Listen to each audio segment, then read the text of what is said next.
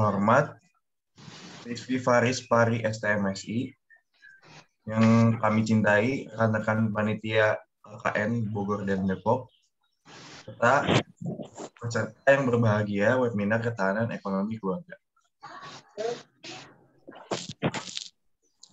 Tak kenal maka tak sayang, maka izinkanlah saya memperkenalkan diri. Saya Imam dari mahasiswa IPB sebagai Master of Ceremony pada acara hari ini. Dan tentunya saya ditemani oleh teman saya. Saya Iggy Gendra, mahasiswa IPB yang akan menemani Imam sebagai Master of Ceremony pada hari ini. Saya ucapkan selamat datang kepada bapak-bapak, ibu-ibu yang telah menghadiri acara ini. Tidak seperti biasanya, acara kita pada hari ini terpaksa dilaksanakan secara online karena seperti yang kita tahu sedang diberlakukan PPKM di berbagai kota. Namun situasi ini tidak menjadi penghalang bagi kami, khususnya mahasiswa dan mahasiswi, untuk melaksanakan kegiatan KKN yang diharapkan bermanfaat bagi masyarakat. Nah, ngomong-ngomong KKN nih, Gimana artinya tuh? tuh kemarin kita sempat KKN ke desa gitu ya, Gen? Benar. Nah, gimana tuh pengalamannya waktu itu KKN ke desa? Seru banget sih, Mam, KKN tuh. Apalagi kalau misalkan bisa tetap muka langsung. Wah, iya sih. Sayangnya sekarang agendanya mesti online ya. Nah, Bener tapi banget. ini kayaknya lebih seru lagi nih kalau kita menyapa rekan-rekan mitra KKN kita dulu ya. Boleh, Mam. Oke, coba kita mulai dari Kelurahan Bantarjati dulu ya. Saya pilih Acak deh nih. Siap-siap ya. Coba nih, Ibu Ivon. Bisa gak, Bu? Jalanin mic-nya, Bu. Ya. Ya, selamat pagi semuanya. Apa kabar Ibu Ivon? Baik, alhamdulillah baik. Alhamdulillah, keluarga sehat? Alhamdulillah sehat. Ya, udah sarapan, Bu? Udah dong pastinya. Oke, mantap. Di sana Emang sinyalnya kalau belum kenapa, Mam? Di sana sinyalnya aman, Bu? Aman. Aman ya, oke. Siap, selamat mengikuti webinar ini. Terima kasih, Bu Ivon. Siap, sama-sama. Nah, dari Bogor udah nih, Mam. Sekarang gantian kali ya, Mam, ya. Dari kota Depok nih. Iya dong. Sapa-sapa. Dari siapa ya? Nah, Bapak Yardian. Ya, Selamat pagi, Pak.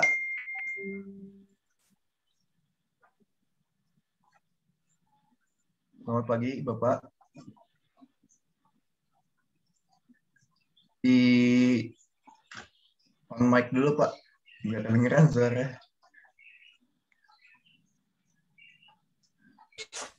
Ya, kedengeran?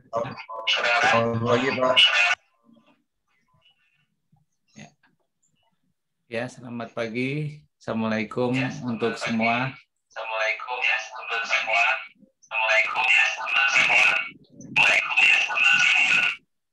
Oke. Bagaimana Pak kabarnya di Depok? Apakah hujan, mendung? Sedikit mendung ya, sedikit mendung. Oke. Memang cuacanya nggak bisa diprediksi. Iya. Tapi tetap semangat ya Pak ya. Ikutin webinar. Oh, harus semangat, harus dong. Semangat. Terima kasih Pak. Salam semangat. Ya, sama-sama.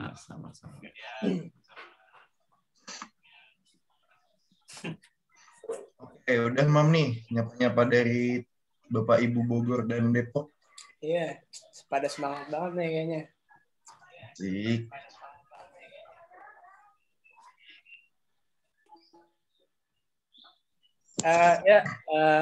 Karena tadi kita sudah menyapa peserta yang ada di sini. Nah, sebelum kita mulai acaranya, akan ada pembacaan tilawah dulu yang akan dilantunkan oleh saudara Zaki Amali. Saudara Zaki, sudah siap? Assalamualaikum warahmatullahi wabarakatuh. Insya Allah akan dibacakan surat As-Saffat ayat 100 sampai 110. Tergantung posisinya, Gus. Aku juga begini beda sama dia.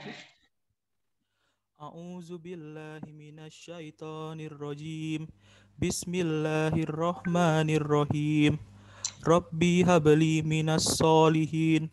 Fabasyarnahu bigulamin halim. Falamma balago ma'ahu sa'ya qala ya bunni ara fil manami anni asjahuka fanzur madza tara. Qala ya abati f'al ma tu'mar satajiduni insya'allahu minas sabirin. Falamma aslama wa tallahu lil jabin wa nadainahu ayya Ibrahim qad saddaqta ru'ya inna kadzalika najzil muhsinin inna hadza lahuwal bala'ul mubin wa fadainahu bidzibhin azim wa tarakna alaihi fil akhirin salamun ala Ibrahim kadzalika najzil muhsinin sadaqallahul azim. Wassalamualaikum warahmatullahi wabarakatuh. Waalaikumsalam warahmatullahi wabarakatuh. Alhamdulillah sudah dibacakan tilawah oleh saudara Zaki. Oke, terima kasih saudara Zaki. Selanjutnya kita akan membacain dulu nih, Mam, rundown Apa tuh? agenda pagi ini. Oh iya. Lupa tadi ketinggalan. Ya, untuk agenda pertama ada pembukaan. Selanjutnya ada pembacaan tilawah. Setelah itu akan ada pembacaan CV narasumber. Dan dilanjutkan penyampaian materi oleh narasumber. Lalu akan ada sesi tanya jawab. Dilanjutkan dengan penyerahan sertifikat dan pengisian presensi serta post-test. Oke, lalu akan ada pengumuman door prize. Dan ditutup dengan doa serta sesi dokumentasi. Oke. Kayaknya bakal seru banget ya acara hari ini nih. Nah. Seru banget pasti dong. Gen, ngomong-ngomong mau nanya nih. Gimana tuh? Belakangan ini tuh sering banget gak sih teman-teman kita atau saudara kita tuh banyak yang pada nikah gitu. Iya sih, bener banget ya. Iya kan? Orang-orang pada cepet-cepet banget punya keluarga. Nah, tapi kalau udah berkeluarga gitu tuh ya, bingung gak sih mengatur duit perduitan kan? Kalau bahasa Inggrisnya tuh money make her smile. Iya gak sih? Bener sih, tapi tenang, Mam. Pertanyaan tadi nih nggak bakal lagi ada nih kalau nyimak agenda yang satu ini nih, Mam. Emangnya kita bakal bahas apa sih hari ini? Jadi, Mam, setelah ini tuh kita ada pemaparan materi nih mengenai tips-tips mengatur keuangan ketika udah berkeluarga nanti, Mam. Jadi nggak bakal bingung lagi. Wah, kayak gimana tuh, jadi penasaran. Nah, kayak penasaran kan? Makanya langsung aja nih kita ke agenda selanjutnya. Membaca CV narasumber. Operator mohon ditampilkan.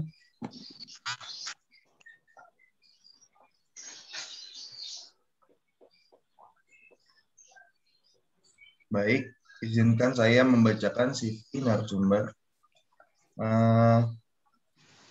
Beliau merupakan dosen IPB, jurusan Ilmu Keluarga dan Konsumen. Bernama Dr. Irni Rahmayani Johan SPMM.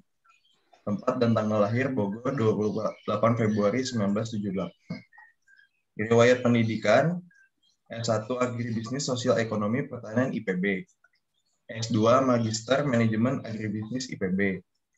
S3 Doktor Filosofi School of Social Policy University of Birmingham, United Kingdom. Wow, luar biasa banget ya. S3-nya di Inggris. Riwayat pekerjaannya 2006 hingga sekarang. Beliau merupakan staf pengajar Departemen Ilmu Keluarga dan Konsumen Fakultas Ekologi Manusia IPB. 2020 hingga sekarang, beliau merupakan bagian dari CHASM, University of Birmingham, UK. 2019, beliau merupakan anggota International Research Fellow University of Birmingham, UK. Dan 2007 hingga 2010, beliau merupakan Sekretaris Eksekutif Pusat Studi Bencana IPB. Nah, di bawahnya juga bisa dilihat nih, banyak banget nih, Mam, pengalaman-pengalaman dan penelitian serta pengabdian beliau nih. Luar biasa ya. Banyak banget.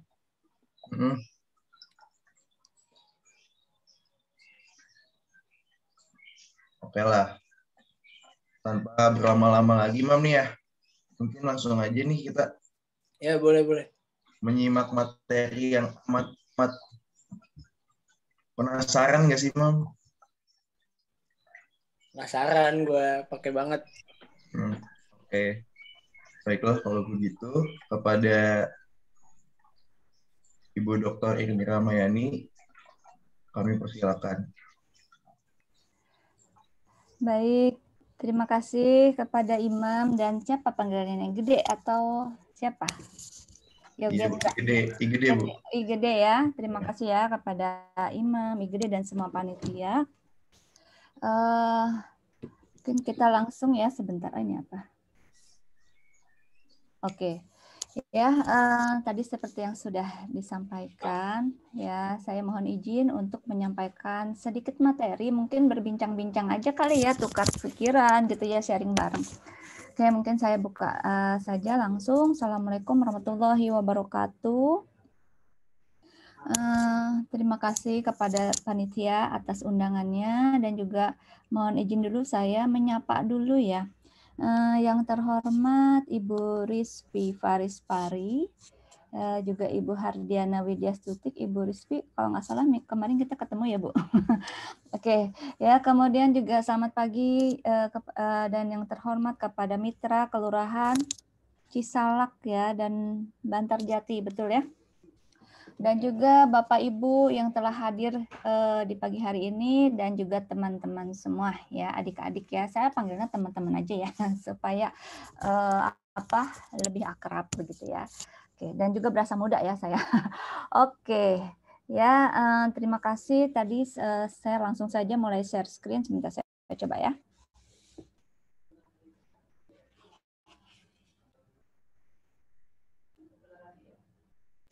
Apakah sudah terlihat? Sudah, Ibu. Sudah, Bu. Baik. Ya, tadi sempat disampaikan tentang bagaimana sih mengelola keuangan, gitu ya, mengelola keuangan di masa pandemi, dan juga tadi sempat disinggung ya oleh siapa tadi, oleh Gede apa oleh Imam, gimana mempersiapkan ya keuangan untuk nanti masa depan ya, masa depan mungkin nanti setelah ini ada yang tentunya ingin membentuk keluarga, begitu ya, keluarga yang sakinah, mawaddah, warohmah. Salah satu yang harus dibangun adalah dari sisi keuangan juga, gitu ya. Baik, tanpa berpanjang lebar, kita mulai saja ya. Ya, jadi topik kita hari ini kita akan membahas tentang perencanaan keuangan keluarga. Dan tadi sudah disampaikan ya, saya mewakili juga saya dari IPB, dari Departemen Ilmu Keluarga dan Konsumen. Ya, di IPB itu ada macam-macam ya, macam-macam bidang ilmu ya, tidak hanya pertanian saja, tapi juga banyak ya, banyak sekali. Mungkin juga ini kan kelompok KKN-nya juga dari macam-macam departemen ya. Ya, termasuk juga ada yang namanya Departemen Ilmu Keluarga dan Konsumen. Di departemen ini kita itu belajar tentang bagaimana sih hubungan manusia dengan lingkungan, termasuk juga dengan sebagai konsumen dan juga sebagai keluarga, gitu ya. Oke. Sebentar. Tadi saya lupa belum share sound. Saya balik lagi ya. Sebentar ya.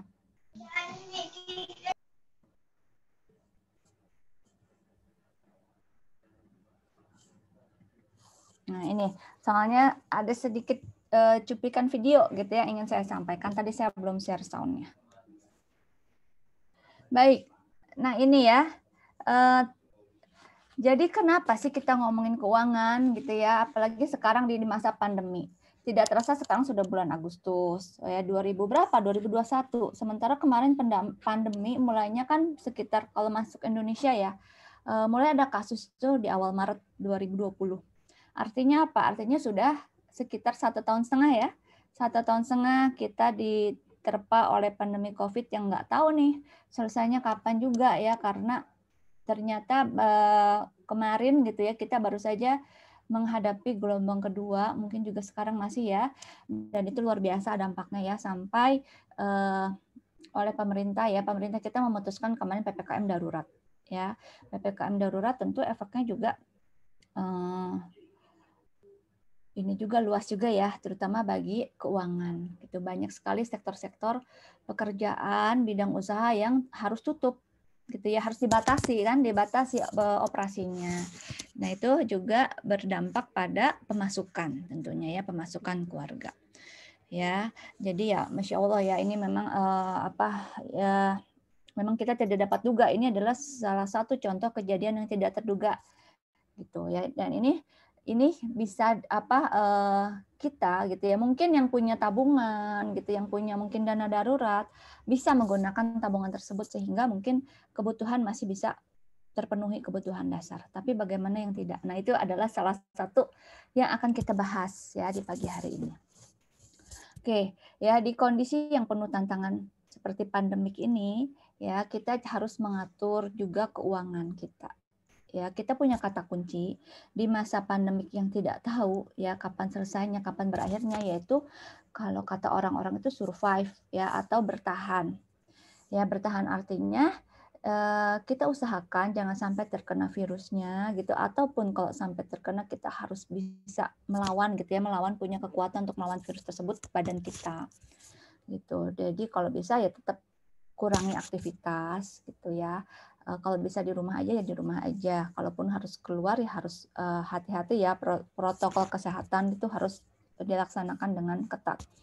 Nah, tapi yang menariknya gitu ya, dan yang juga harus diingat, yang harus survive itu atau yang harus bertahan itu tidak hanya badan. Ya, tapi secara keuangan pun kita harus bertahan. Ya, kita harus mampu gitu ya. Nah, intinya untuk survive, untuk bertahan ini kita jangan sampai sakit, tapi juga jangan juga bangkrut secara keuangan. Nah, apa dong ya yang harus kita lakukan? Oke, ya. Oke. Kita mulai juga dari sini di depan kita ya, di slide yang ada di depan kita ini ada tentang kenapa kita harus mengelola keuangan. Pentingnya apa? Ya, ini saya cuplik dari beberapa ya, saya googling ya. Ini juga bisa Bapak Ibu googling. Apa aja sih masalah-masalah keuangan? Ya, masalah keuangan kenapa penting ya. Di sini ada grafik nih yang sebelah kiri ya, yang saya tunjuk. Nah, ini ada grafik tentang ya, gambar ini memperlihatkan bahwa masalah keuangan itu bisa menimbulkan berbagai masalah lagi. Sektor keuangan ya. Keuangan bisa menimbulkan berbagai masalah lagi, antara lain masalah ekonomi. Nah, masalah ekonomi ternyata menjadi faktor ya, faktor kedua nih kalau kita dilihat di sini ya. Ternyata dia salah satu faktor utama yang menyebabkan permasalahan di rumah tangga ya, sehingga menyebabkan perceraian. Nih di sini ada, ini mohon maaf ya gambarnya kecil sekali ya.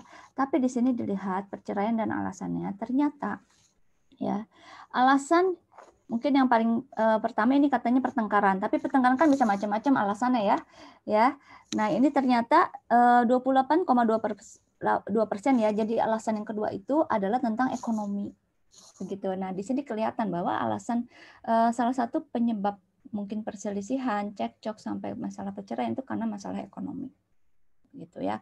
Kemudian di sini kita lihat ini surat kabar dari apa nih ya, portal Jember ya, bukan surat kabar juga ya di online, media online. Nah ini katanya di Garut ya pada tahun 2020 ada lebih dari perceraian ya, sehingga menimbulkan 2000 ya perempuan menjadi janda gitu ya. Nah itu karena terpicu oleh masalah ekonomi. Nah, kemudian selain masalah ekonomi juga masalah kesehatan ya, psikologis. Masalah keuangan itu juga menjadi salah satu penyebab stres yang berkepanjangan.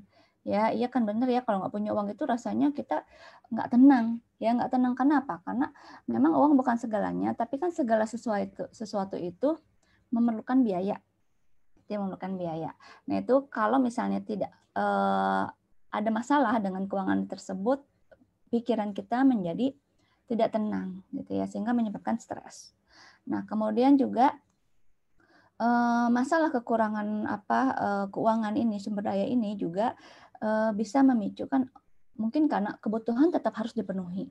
Sementara keuangan terbatas. Bagaimana dong masalahnya gitu ya. Nah, tidak jarang individu atau keluarga kemudian terpaksa harus mengambil pinjaman. Ya, pinjaman. Pinjaman kemana? Mungkin kalau yang aman itu kan katanya minjamnya ke bank ya, yang dilindungi pemerintah. Tapi untuk minjem ke bank itu kan biasanya syaratnya banyak ya, syaratnya banyak dan tidak mudah. Kalau yang pendapatannya terbatas mungkin malah tidak memenuhi syarat untuk mengambil pinjaman di bank.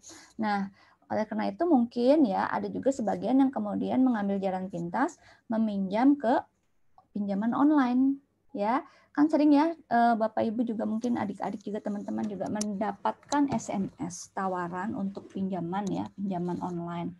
Nah, tapi hati-hati ya, tawaran-tawaran yang kita terima di handphone kita itu banyak sekali ya, sebagian besar itu adalah pinjaman yang ilegal. Ya, penyediaannya ilegal. Ilegal itu artinya apa? Dia bisa menimbulkan permasalahan yang lebih pelik. Ya, bisa menimbulkan permasalahan yang lebih besar lagi karena mereka biasanya memang syaratnya mudah sekali. Ya, mudah sekali karena cuman klik aja ya. Nanti langsung ikuti petunjuk itu bisa terpenuhi gitu ya, pengajuan pinjaman. Tapi hati-hati di balik kemudahan tersebut ya banyak sekali korbanan-korbanan yang harus ditanggung, antara lain bunga yang sangat tinggi. Ya, bunganya sangat tinggi. Mungkin dilihat misalnya sehari cuman berapa? Misalnya sehari cuman 0,5% atau 1%, ya itu cuman sehari. Coba dikalikan dengan 30 hari, berapa? 30% berarti 1 bulan. Nah, itu ya, itu bahkan ada yang lebih besar lagi ya untuk penyedia pinjaman yang ilegal. Jadi hati-hati sekali. Dan belum lagi cara penagihan mereka yang tidak kalau dibilang tidak manusiawi juga bisa kali ya, karena mereka sangat kasar gitu dalam menagih ya, mengejar sampai mempermalukan. Ya, mungkin pernah juga ya mendapat SMS misalnya tagihan. Padahal kita nggak punya utang, tapi karena nama kita ada di kontak misalnya teman atau kerabat kita yang pinjam gitu ya, sehingga kita menjadi ikut-ikutan menjadi korban yang ditagih oleh si perusahaan pemberi pinjaman tersebut. Ya misalnya gimana? Misalnya tolong beritahu misalnya gitu ya kepada si ABC misalnya gitu ya, dia punya pinjaman dan sudah mangkir. Nah kayak gitu, jadi dipermalukan. Itu masih halus ya, masih banyak lagi tagihan-tagihan atau SMS-SMS yang sangat kasar sampai menyebutkan pokoknya saya tidak berani menyebutnya gitu ya, saking tidak kasar lah gitu ya. Nah itu makanya itu bisa menyebabkan orang menjadi stres ya, si peminjam itu menjadi stres karena sudah masa stres karena harus membayar utang ya, kemudian juga stres karena merasa dipermalukan ya, sehingga banyak juga yang kemudian menjadi banyaknya kasus ini. Di sini coba dilihat di sini katanya sampai jual ginjal ya untuk memenuhi itu, katanya untuk membayar hutang, bahkan ada yang sampai bunuh diri itu ya, karena itu tadi tidak sanggup membayar hutang tapi sudah merasa terlanjur malu gitu ya, gitu sampai gelap mata sehingga mengambil tindakan yang seperti itu. Oke ya. Oke, itu juga belum lagi masalah-masalah kriminal lainnya yang ini katanya perusahaan pinjaman online mengancam membunuh kayak gitu, atau bahkan sampai melakukan tindakan kekerasan dalam menagih hutang kepada si peminjamnya. Oke ya, itu ya. Oke. Nah, ini tadi sudah kita bahas. Jadi masalah keuangan berhubungan dengan hubungan keluarga dan perkawinan tadi ya, hingga menyebabkan cek cocok rumah tangga, menyebabkan perceraian, kemudian masalah keuangan dengan penyalahgunaan atau kriminal yang tadi itu ya, contohnya apa? Karena untuk bayar hutang mungkin gelap mata, atau misalnya ketika penagihannya pun tidak manusiawi tadi ya, sampai mengarah ke kriminal gitu. Kemudian masalah keuangan dengan stres tadi jelas ya, sudah disampaikan, dan masalah keuangan dengan produktivitas kerja. Ya, bagaimana kan kita mau bekerja dengan tenang kalau kita punya banyak masalah gitu ya, termasuk masalah keuangan. Kita bekerja juga jadi tidak tenang ya, karena diburu-buru bagaimana kita harus menghasilkan uang yang untuk membayar tagihan-tagihan tadi. Oke, nah itulah ya, untuk itulah penting sekali gitu ya, penting sekali kita melakukan perencanaan keuangan. Nah, kalau secara definisi perencanaan keuangan ini adalah proses pengembangan ya, rencana untuk mencapai keberhasilan finansial atau keberhasilan keuangan ya. Nah, ini ya, mungkin saya akan menampilkan sedikit cuplikan video ini ya, video singkat ya, untuk refreshment juga. Nah, ini ya, mudah-mudahan nanti bisa terdengar. Ini adalah cerita tentang perjalanan hidup dua sahabat, Andri dan Firman. Andri dan Firman baru saja lulus kuliah dan mereka langsung mendapatkan pekerjaan di sebuah perusahaan. Andri dan Firman sama-sama pekerja keras dan mereka menempati jabatan yang cukup penting serta mereka mendapat gaji yang cukup besar pula. Perbedaan Andri dan Firman adalah gaya hidup mereka. Andri adalah orang yang selalu mengikuti tren gaya hidup kekinian, sedangkan Firman adalah sosok berpenampilan sederhana dan selalu membeli sesuatu sesuai dengan kebutuhan dan fungsinya. Andri tinggal di sebuah apartemen sewaan dan baru saja membeli mobil baru, sedangkan Firman masih bertahan dengan mobil bekas dan tinggal di rumah kos. Meskipun penghasilan Andri dan Firman hampir sama, tetapi pengeluaran Andri jauh lebih banyak daripada Firman. Gaya hidup Andri yang konsumtif berbanding terbalik dengan karakter Firman yang bijak dalam mengatur keuangannya. Pada usia 35 tahun, mereka berdua telah berkeluarga. Andri masih tetap tinggal di apartemen sewaannya, sedangkan Firman pindah ke rumah yang baru saja dibelinya. Ternyata, sejak menerima gaji pertama, Firman telah menginvestasikan uangnya untuk rencana membeli rumah tersebut. Andri baru mulai berpikir untuk membeli rumah setelah mempunyai anak. Tanpa disadarinya, beban keuangan semakin besar. Berbeda dengan Firman yang ternyata sudah berinvestasi dengan mempersiapkan biaya kebutuhan sekolah anaknya dan bahkan masa pensiunnya. Setelah pensiun, Andri dan Firman bertemu dalam sebuah acara. Kondisi mereka sangat jauh berbeda. Firman sudah mempunyai rumah yang bagus dan uang yang cukup banyak untuk biaya hidup setelah dia pensiun. Sedangkan Andri hidup dalam kesulitan karena dia tidak mempunyai cadangan uang yang cukup untuk biaya hidup setelah pensiun. Itulah gambaran perjalanan hidup Andri dan Firman. Andri tidak mempunyai perencanaan keuangan yang baik, sedangkan Firman sejak awal telah menyadari pentingnya memiliki perencanaan keuangan yang benar yang akan membantu memudahkan berbagai urusan dalam kehidupannya. Mengapa kita perlu perencanaan keuangan yang benar? Usia produktif kita ada batasannya, sedangkan kita hidup punya banyak kebutuhan dan kewajiban, punya banyak cita-cita dan keinginan. Seperti kebutuhan sekolah anak, kewajiban membayar tagihan-tagihan, kebutuhan akan kesehatan, keinginan membeli rumah bagus, naik haji, liburan keluarga. Untuk itu, kita perlu merencanakan keuangan kita dengan cerdas. 3 prinsip perencanaan keuangan yang cerdas adalah mengatur anggaran keuangan dengan tepat, menabung dan berinvestasi sesuai tujuan keuangan Anda, berinvestasi secara rutin. Anda perlu bantuan dalam merencanakan keuangan Anda. Samuel Asset Management. Oke, ya. Itu tadi adalah video singkat ya. Ini saya ambil dari Investopedia ya, sama Asset Management, tapi isinya relevan gitu ya dengan topik kita hari ini. Jadi kira-kira yang bijaksana yang mana? Andi apa Firman? Firman ya, kenapa tuh kira-kira? keuangannya dengan baik. Ya, dia melakukan apa? Perencanaan keuangan. Perencanaan keuangan. Padahal tadinya kan mereka berangkat sama-sama ya, bekerja gitu kan ya di usia yang hampir sama gitu ya, habis kuliah mereka sama-sama bekerja, punya pendapatan ya, mungkin pendapatannya hampir sama tadi ya.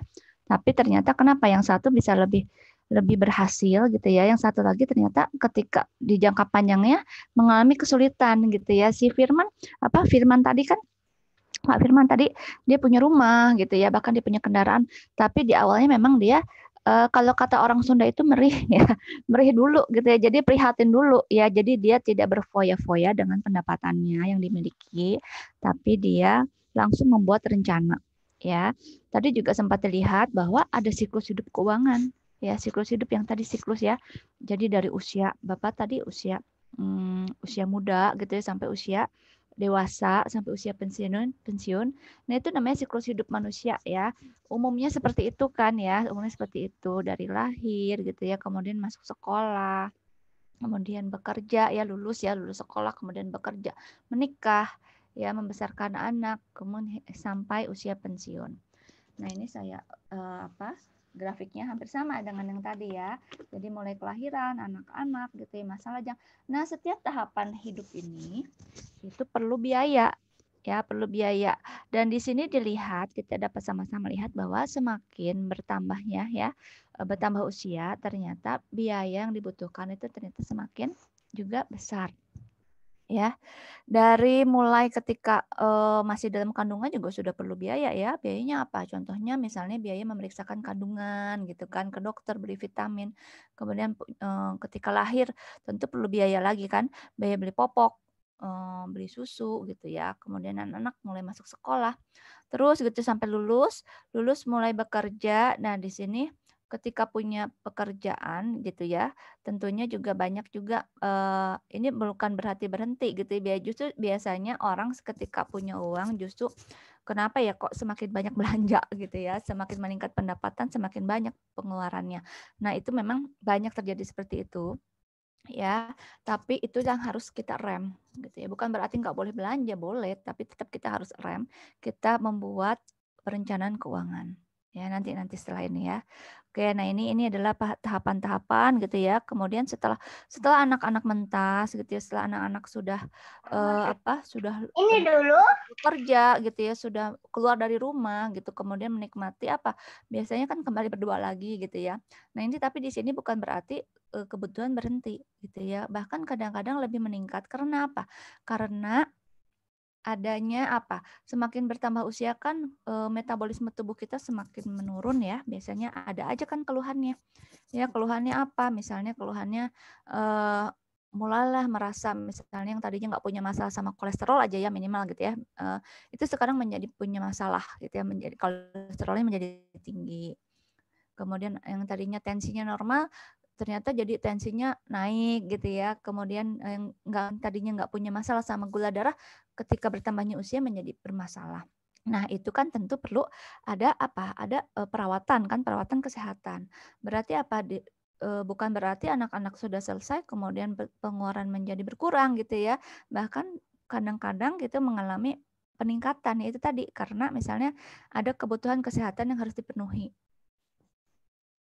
Begitu ya. Kemudian jangan lupa ketika sudah pensiun ya, masuk usia pensiun, berarti kan pendapatan berhenti ya. Misalnya pendapatan yang tadinya dari gaji yang bekerja ya, berarti kalau sudah pensiun kan nggak punya gaji lagi, nggak punya gaji tetap gitu ya. Nah, di sini berarti pendapatannya berkurang. Ya, mungkin aja misalnya saya kan punya uang pensiun, jangan salah ya. Uang pensiun itu biasanya tidak sebesar ya gaji yang kita terima ketika kita masih punya pekerjaan. Ya, makanya kan banyak yang kaget ketika sudah pensiun kok jadi nggak bisa menikmati hidup ya gitu. Padahal kemarin rasanya bekerja itu kan supaya nanti masa depannya lebih sejahtera gitu ya, masa depan tenang gitu. Ternyata setelah kita sudah tidak bekerja, ketika sudah inginnya sebenarnya kalau nggak udah pensiun itu kan inginnya menikmati hasil yang sudah kita peroleh ya. Tapi tidak jarang kita lihat gitu, kita jumpai ketika sudah pensiun justru malah di sini banyak juga masalah gitu, masalah keuangan juga gitu ya, seperti itu. Tidak jarang mungkin misalnya ya kalau anaknya sukses ya, anaknya sukses berarti mungkin ya insya Allah bisa membantu lah orang tuanya. Tapi kalau anaknya juga belum sukses gitu ya, atau misalnya justru malah punya masalah keuangan juga, gimana gitu. Nah ini jadi problem juga di sini. Oke ya. Nah itu makanya pentingnya kenapa harus ada perencanaan keuangan supaya seperti tadi, seperti Firman tadi ya, dia bisa memenuhi kebutuhan-kebutuhan hidupnya. Nah, bagaimana melakukan perencanaan keuangan? Nah, perencanaan keuangan itu ada beberapa tahap ya sebenarnya. Sebenarnya siapa aja bisa ya, siapapun bisa. Tapi di sini kita lihat dulu supaya misalnya perencanaan efektif ya. Yang pertama kita harus membuat dulu nih tujuan keuangan ya, susun tujuan keuangan. Apa itu tujuan keuangan ya? Anggap aja gini, anggap aja misalnya Bapak Ibu atau teman-teman mau pergi ke suatu tempat gitu ya. Misalnya mau ke pasar lah gitu ya, ke pasar. Naik angkot nih ya, mau ke pasar A misalnya. Naik angkot. Nah, karena kita tahu kita mau ke pasar A, maka kita tahu kan naik angkot jurusan apa. Gitu ya. Mau apa? Ya tadi ya angkot jurusan apa nomor berapa misalnya gitu ya. Kalau di Depok apa sih namanya angkot? Ya mungkin sama ya. Nah itu atau naik bis gitu ya. Sehingga kita nggak salah arah, nggak salah naik angkot. Nah tapi bayangkan kalau misalnya kita nggak tahu tujuan kita. Jadi kita hari itu kita sudah keluar rumah, kita pergi. Ini ceritanya sudah selesai nih ya PPKM darurat gitu ya. Jadi bisa pergi gitu kan. Nah kita keluar, kemudian kita naik angkot. Tapi kita nggak tahu tujuan kita mau kemana. Nah, di situ berarti apa? Akibatnya apa kemungkinannya? Ya udah kita dibawa muter-muter aja sama angkot itu kan. Ya, sampai pusing lah, sampai mabok gitu ya. Sampai mungkin kembali lagi ke tempat kita tadi naik gitu ya. Kembali lagi sampai ke tempat ke terminal tadi gitu. Jadi kita dibawa muter-muter aja pada kita nggak tahu mau kemana ya. Pada kita itu tadi kita nggak punya tujuan ya. Kita tidak punya tujuan mau kemana. Oke ya, tapi karena kita sudah punya tujuan tadi, ya kita sudah membuat tujuan, kita mau ke pasar A, maka kita tahu ya kita mau naik angkot apa, atau misalnya saya nggak mau naik angkot gitu ya, takut misalnya, saya mau naik motor aja, oke naik motor gitu ya, naik motor. Nah tapi tentu kita karena sudah tahu nih mau ke pasar A, kita cari rute yang paling efektif, yang paling cepat ke pasar itu, rutenya apa? Ya kayak gitu kan, jadi jalan pintas atau jalan yang lebih aman lewat rute yang mana gitu, atau misalnya lagi masa PPKM gimana jalan yang tidak ditutup gitu, yang tidak disekat. Nah seperti itu kan, karena kita sudah tahu tujuan kita mau kemana gitu ya, jadi nggak nyasar dan lebih efektif. Sama tujuan keuangan juga seperti itu ya. Tujuan keuangan artinya kita sudah tahu kita mau apa gitu ya. Contohnya apa? Contohnya kita tahu bahwa misalnya dalam 2 tahun ke depan anak mau sekolah nih ya. Jadi kemudian kita sudah mengira-ngira kalau untuk anak sekolah perlu apa aja ya gitu ya. Perlu apa aja yang dikeluarkan, dan kira-kira kalau mau masuk ke SD atau masuk ke SMP atau misalnya mau masuk kuliah gitu ya. Udah tahu nih mau masuk kuliah apa, misalnya mau masuk kuliah IPB. Lihat cari-cari info, oh ternyata harus bayar SPP sekian. Nah, itu kan sudah tahu tuh ya. Nah, dalam 2 tahun itu kita mengumpulkan uang, misalnya 2 tahun lagi gitu ya, ngumpulin uang supaya apa? Supaya bisa nyekolahin anak itu. Kita harus nabung berapa? Nah, berarti dikira-kira kan? Ya. Nah, kita evaluasi dulu kondisi keuangan kita saat ini. Ya, gimana saat ini kondisi keuangannya? Berapa pendapatan kita? Berapa pengeluaran kita yang sehari-hari? Berapa yang bisa kita tabung? Gitu ya. Kalau misalnya sudah tahu nih kondisi keuangan, ternyata kayaknya 2 tahun nanti belum cukup deh gitu uangnya. Nah, berarti kita harus menyusun rencana dan alternatifnya supaya kita bisa mencapai tujuan keuangan tadi. Misalnya kita harus punya uang misalnya 10 juta nih supaya karena nanti masukin anak kuliah. Begitu ya. Nah, gimana caranya dalam 2 tahun menabung supaya bisa dapat 10 juta? Gitu. Atau misalnya, oh berarti saya harus punya usaha tambahan. Ya harus punya usaha sampingan. Karena kalau ngandelin gaji yang sekarang atau ngandelin hasil tani gitu ya, saat ini hasil usaha saat ini nggak cukup. Berarti saya harus punya lagi penghasilan tambahan. Misalnya apa? Ya udah kita jualan online sekarang gitu ya, untuk bisa mendapat pemasukan tambahan gitu ya. Nah, itu kita udah bikin susunan rencana. Nah, supaya bisa terlaksana gimana? Ya diimplementasikan. gitu ya, dilaksanakan, dikerjakan kayak tadi rencananya apa? Rencananya mau buka usaha online, jadi dropshipper atau jadi apa sih? Kita misalnya kan nggak punya modal gitu ya, mau jualan tapi nggak punya modal. Ya udah gitu ya, misalnya kita cari usaha yang modalnya minimal. Ya contohnya apa? Kita misalnya punya teman, ya teman punya apa?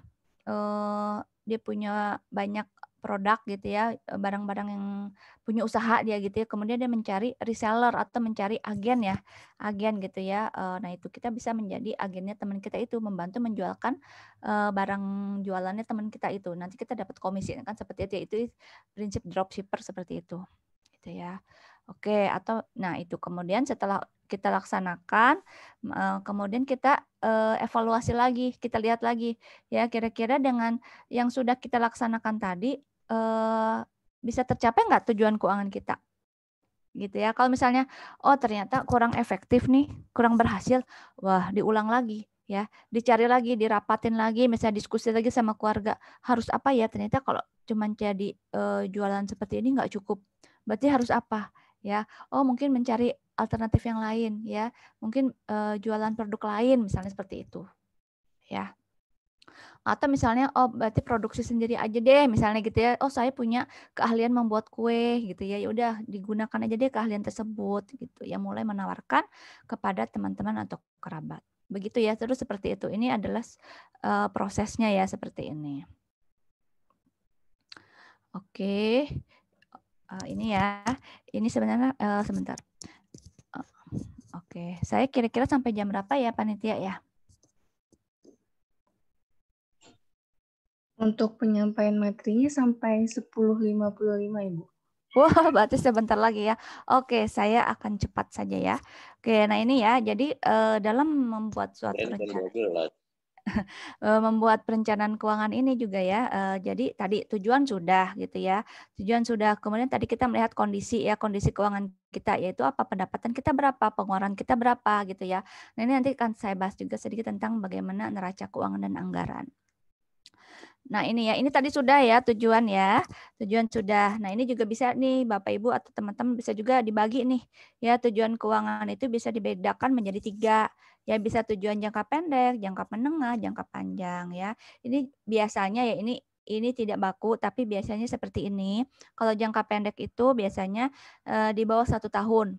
Misalnya apa? Misalnya oh dalam waktu kan kemarin baru Idul Adha ya, beberapa hari yang lalu Idul Adha, berarti kan tahun depan karena maju kan ya biasanya kan ya kemarin tanggal 20 Juli, mungkin tahun depan kira-kira mungkin tanggal 10-an Juli gitu ya, berarti kan kurang dari 1 tahun tuh ya, tapi ingin tahun depan itu pengen bisa kurban.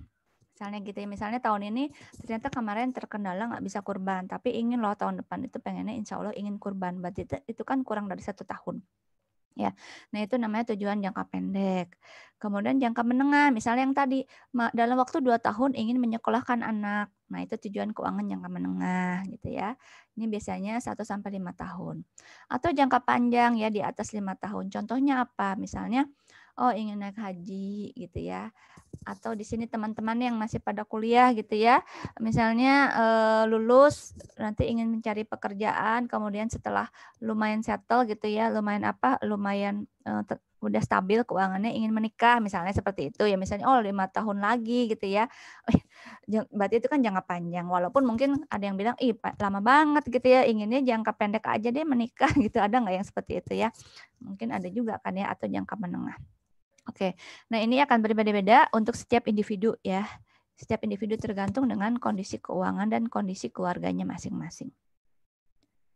Oke, nah ini ya, ini biasanya kalau misalnya ketika penyuluhan tatap muka ya, sebelum pandemi kan penyuluhannya langsung nih atau berbagi sharingnya ini langsung. Nah biasanya ini saya minta, misalnya saya membagikan kertas kerja seperti ini, nanti membuat tujuan keuangan, targetnya gitu ya, terus uang yang dibutuhkan berapa, ini untuk memudahkan aja sih ya. Nah ini mungkin Bapak Ibu atau teman-teman nanti bisa juga buat sendiri ya, seperti itu ya, tujuan keuangan supaya kelihatan tujuannya apa, supaya terlihat apa targetnya berapa lama gitu ya, perlu uang berapa, uang yang sekarang ada berapa, berarti perlu berapa lagi, nah seperti itu ya. Ini supaya lebih terarah aja. Oke ya, nanti kan ini saya sudah bagikan materinya ya kepada panitia, mungkin nanti bisa juga ya ini menjadi apa, kalau ada yang mau coba gitu ya, saya sarankan membuat matrik ini. Oke, nah kemudian menyusun daftar pendapatan dan pengeluaran. Ya, kalau ini mungkin udah pada paham ya, apa sih yang dimaksud dengan pendapatan ya? Pendapatan itu kan semua ya pemasukan yang diterima oleh anggota keluarga ya. Nah, di rumah misalnya di rumah yang bekerja siapa? Yang bekerja bapaknya misalnya sama ibunya. Nah, pemasukan yang diterima oleh bapak dan ibu itulah menjadi pendapatan keluarga. Ya, atau misalnya anaknya sudah bekerja juga dan masih tinggal dalam satu rumah. Ya. Nah, anaknya juga membiayai kebutuhan hari-hari. Nah, itu bisa digabung lagi. Itu juga bisa digabung jadi pendapatan si ayah, ibu sama anaknya. Itu menjadi pendapatan keluarga. Begitu ya. Nah, pendapatannya juga bisa macam-macam juga dibedakan ya. Ada yang rutin misalnya gaji ya, yang bulan diterima ya, setiap bulan diterima jumlahnya hampir sama seperti itu. Atau nggak rutin itu misalnya dapat bonus ya, misalnya bonus atau dapat lemburan ya, dapat arisan. Nah, ini kan tapi nggak rutin ya, nggak setiap bulan dapat gitu atau nggak setiap minggu dapat gitu. Atau yang nggak terduga dapat hadiah misalnya tiba-tiba dapat undian gitu ya atau dapat warisan. Nah, ini tidak terduga. Namanya juga nggak terduga ya, jadi tidak bisa diharapkan. Ya, seperti itu. Jadi yang tidak rutin dan tidak terduga ini mungkin tidak bisa kita harapkan menjadi tumpuan utama kita. Begitu ya. Oke. Nah, kemudian pengeluaran juga sama ya. Pengeluaran mungkin juga sudah tahu apa sih pengeluaran, semua yang kita keluarkan dari pemasukan kita ya. Bisa rutin dan tidak rutin ya. Yang rutin misalnya apa? Beli kebutuhan dapur ya, transportasi gitu ya. Yang punya cicilan, nah itu juga harus dikeluarkan kan secara rutin gitu ya. Seperti itu. Sekarang pulsa, HP, kuota ini menjadi pengeluaran rutin ya sekarang ya. Karena di masa pandemi ini kan semua serba online, sekolah online. Kalau online berarti perlu apa? Perlu beli kuota gitu ya. Mungkin transportasi berkurang ya karena jarang keluar sekarang kan, jarang keluar rumah. Tapi mungkin perlu kuota gitu ya, kuota ini menjadi pengeluaran rutin. Kemudian pengeluaran tidak rutin, bisa dilihat di sini ya. Misalnya beli apa sih, membeli baju, nggak rutin lah ya, nggak selalu setiap saat gitu. Apalagi di masa pandemi kayak gini kan, keluar juga jarang gitu kan. Makan di luar juga sama ya, nggak rutin. Di masa pandemi bahkan jarang banget, liburan apalagi gitu ya, gitu boro-boro gitu ya. Oke.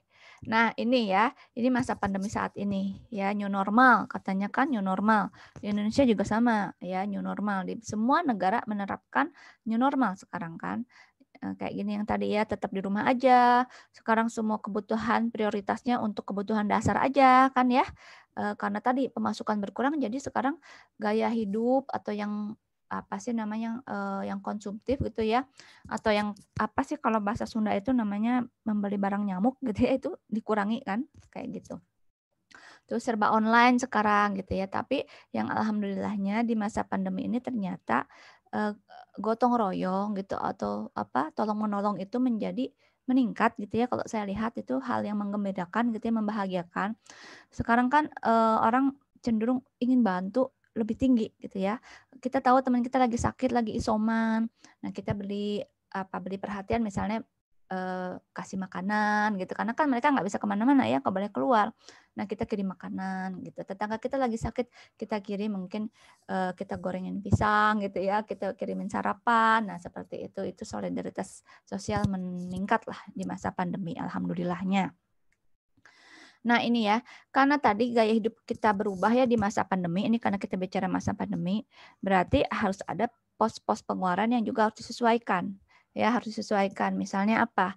Ya, ini kalau kondisi normal mungkin seperti ini nih, ya. Ini hanya contoh, akan berbeda ya setiap keluarga ya, setiap individu tergantung dengan kebutuhannya ya. Ini contoh aja yang umum biasanya ketika di masa normal dulu sebelum pandemi, mungkin bayar cicilan utang ya, misalnya yang punya utang ya, pengeluarannya maksudnya 30% ya, karena ingat ya kalau misalnya kita terpaksa harus berhutang itu nggak boleh lebih dari 30% dari pendapatan kita ya, supaya apa? Supaya bisa bayar gitu ya. Karena kita punya kebutuhan yang lain, misalnya apa untuk belanja rutin ya, mungkin 40-60% ya untuk belanja dapur, untuk transportasi gitu kan. Kemudian di masa sebelum pandemi mungkin kita masih rutin nih menabung ya, menabung 10%, kemudian juga mengeluarkan untuk zakat sosial ini minimal 2,5% lah ya gitu untuk zakat. Kemudian untuk gaya hidup nih misalnya untuk apa? Jalan-jalan, jajan di luar gitu ya. Nah, itu mungkin adalah 20% dari pendapatan gitu ketika kondisi normal. Nah, ketika kondisi tidak normal ya seperti saat ini ketika pandemi, maka pos-pos ini pun harus disesuaikan. Ya, tapi yang mungkin akan tetap misalnya kalau punya kewajiban bayar hutang itu tetap ya harus dibayarkan. Hutang itu adalah salah satu yang harus diutamakan untuk dibayar. Ya. Kalau ya ini yang akan ditanya juga kan? Ya ditanya juga sampai ke akhirat nanti kan katanya Allah itu ya, itu kan hutang itu menjadi yang ditanyakan gitu, yang bisa menghambat kan katanya ya kalau misalnya punya hutang gitu kan, seperti itu. Makanya kenapa kalau ada orang yang meninggal berpulang itu kan keluarganya bertanya apakah masih punya hutang almarhum gitu, almarhumah, tolong disampaikan kepada keluarganya gitu kan ya. Nah itu jadi hutang itu memang cicilan, kalau ada hutang cicilannya harus diutamakan dibayar gitu ya. Nah ini tetap sih maksimal 30% kalau bisa ya, jangan lebih supaya bisa memenuhi kebutuhan yang lain. Nah tapi yang ini yang harus di-adjust, yang harus disesuaikan. Ya, misalnya untuk kebutuhan dapur gitu ya, sekarang transportasi mungkin berkurang di sini ya. Tapi kan ada pengeluaran yang juga yang harus keluar, misalnya apa? Beli sanitizer, ya beli masker, sekarang kayak gitu. Jadi dialihkan ke situ. Menabung bagaimana? Ya idealnya tetap harus diutamakan, apalagi untuk memenuhi kebutuhan tidak terduga seperti sekarang. Ya pandemi ini, kalau yang nggak punya tabungan mungkin itu tadi repot ya, bahkan sampai harus berhutang ya. Tapi kalau punya tabungan, punya dana darurat, alhamdulillah gitu punya dana darurat, masih bisa nih untuk hal-hal yang tidak terduga mungkin kita masih bisa ambil uang dari dana darurat tersebut. Ya. Untuk sosial, zakat, sedekah, nah ini ya, ini juga ini sedapat mungkin ini tetap harus dikeluarkan ya. Itu ya. Oke. Nah, tapi di sini yang mungkin bisa ditekan nih gaya hidup ya. Gaya hidup di sini yang tadi jajan keluar gitu ya, jalan-jalan. Nah, itu yang ini yang bisa ditekan seminimal mungkin gitu ya. Di masa pandemi mungkin yang ini, pos yang ini yang tadinya mungkin 20%, ini bisa ditekan ya, bisa dikurangi mungkin hanya 5% aja deh gitu. Sisanya kemana? Sisanya ke sini. Kalau bisa ke tabungan. Ya, sisanya ke tabungan gitu ya. Atau untuk sedekah kayak gitu. Ya, yang tapi cicilan hutang sudah terbayar juga gitu ya, dan untuk belanja dapur yang belanja kebutuhan dasar juga sudah terpenuhi. Oke ya. Nah, ini nanti bisa dilihat gitu ya. Nah, neraca ya, neraca itu membandingkan tadi sudah lihat pendapatan dan pengeluaran. Sekarang kita bandingkan antara jumlah pendapatan sama pengeluaran ya. Kita lihat di gambar ini ya, neraca. Neraca itu lambangnya itu timbangan. Timbangan itu kan harusnya seimbang ya, balance gitu kan. Nah ini ya, ini nih. Kalau bisa kan ini seimbang ya, nggak ada yang berat sebelah itu. Nah itu namanya neraca. Nah jadi semua pendapatan ya, semua uang yang kita terima dikurangi pengeluaran itu namanya saldo ya. Nah sedapat mungkin kita mendapatkan hasil yang surplus ini nih. Ya, artinya apa? Pendapatannya lebih besar daripada pengeluaran. Ya, surplusnya supaya bisa apa? Supaya bisa menambah tabungan dan bisa kalau bisa berinvestasi juga, gitu ya. Ini sayang waktunya mungkin tidak ini ya. Tapi yang jelas ini ya kebutuhan untuk tabungan ya. Kalau investasi ini sifatnya apa bedanya sama tabungan? Investasi ini untuk kebutuhan jangka panjang gitu aja. Ya, dan hasilnya bisa lebih besar ya dibanding dengan menabung seperti biasa gitu. Oke ya, kemudian bagaimana kalau pendapatan dikurangi pengeluaran gitu ya, pendapatannya impas sama pengeluaran, artinya apa? Artinya 0 gitu ya, nggak ada saldo lebih gitu ya, nggak bisa nambah tabungan. Nah, yang dikhawatirkan adalah yang merah ini, kalau pendapatan lebih kecil daripada pengeluaran atau pengeluaran ini lebih besar ya daripada pendapatan. Nah, ini akan negatif atau defisit saldonya. Nah, di sini bisa menimbulkan masalah. Ya, masalahnya apa? Antara lain mungkin untuk memenuhi kebutuhan dia harus berhutang. Dan di sini saya kasih warna merah karena apa? Karena di sini kita harus berhati-hati. gitu ya. Jangan sampai saldonya ini negatif atau defisit sehingga menyebabkan kita terpaksa harus berhutang, jangan sampai gitu ya. Oke. Ya.